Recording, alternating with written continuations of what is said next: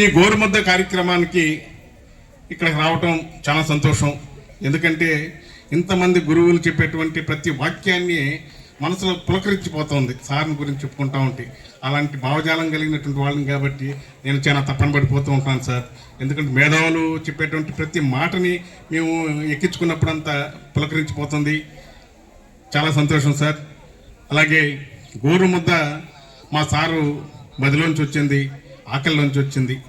ప్రతి పిల్లవాడు కష్టపడి చదువుకోవాలంటే ఈ ఈవినింగ్ టైంలో కొన్ని స్నాక్స్ తీసుకొని చక్కగా చదువుకోవాలని చెప్పేసి ఆయన ఆకలిలోంచి వచ్చినటువంటి ఆలోచన చాలా సంతోషం సార్.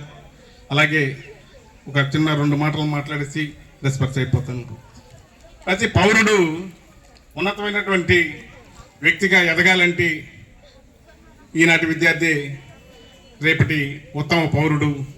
ఆ పౌరుడిగా తీర్చిదిద్దినటువంటి మా అమ్మగారికి ధన్యవాదాలు తెలియజేసుకుంటూ 2 మాటలు చెప్పుకుంటున్నాను.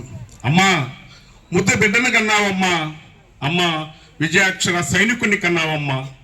కలుషితమైన కథనాలకు కంచెలు కట్టి మా నుదుటిపై అక్షరమద్దాలని, మా తలరాత్రులు మార్చాలనే తపనతో గోరుముద్దై మా బడికి వచ్చిన ఓ పూలే వారసునిచ్చి అమ్మ, ముద్దు బుడ్డిని కన్నావమ్మా. అమ్మ, తొలి పొద్దుని కన్నావమ్మ. మార్చిన ముఖాలు, పరదాల గుడిసెలు, మండన పొయ్యలు, ఆకలితో అలమటించే పెగులు, విందూరు ఎస్టీ కాలనీ వాసులకు పిడుకుడు భూవైన ఓ కర్షకుని ఇచ్చి అమ్మ, ముద్దు బిడ్డను కన్నావమ్మ. అమ్మ, చేతునిచ్చే బిడ్డను కన్నావమ్మ. వెళ్ళి ఎత్తల బతుకులు, రుద్ర శరీరాలకు, కదలని 3 దేహాలకు నేనున్నానని మీకేం కదని రథ చక్రాలైన ఓ ధీరుణ్ణి కన్నావమ్మ. అమ్మ, ముద్దు బిడ్డను కన్నావమ్మ. అమ్మ, మార్గదర్శకుణ్ణి కన్నావమ్మ. అమ్మ, నీకేమి ఇయ్యగలవమ్మా? ఒక వందనము తప్ప, పాదాభి వందనము తప్ప.